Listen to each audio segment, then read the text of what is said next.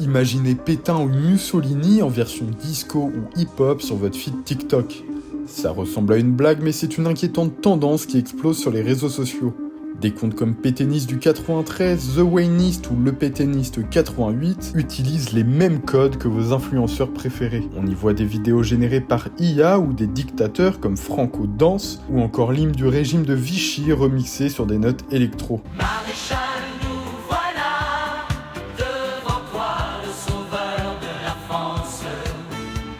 Nous jurons, nous t'égards, de servir et de suivre tes pas.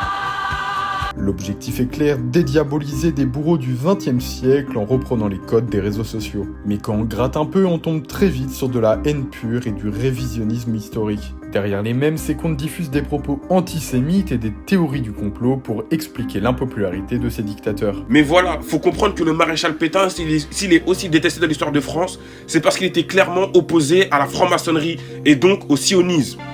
Il prit les rênes pour stabiliser la France, promouvoir la paix et une révolution nationale.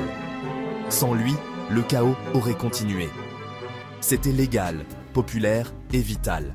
Il existe des outils de modération, mais ces comptes utilisent très régulièrement des codes ou des sous-entendus pour passer entre les mailles du filet. Ce phénomène, appelé pop-fascisme, est inquiétant car vise directement les jeunes générations. En Espagne par exemple, 17% des moins de 35 ans déclarent trouver ces régimes autoritaires attirants, contre 6% il y a 20 ans.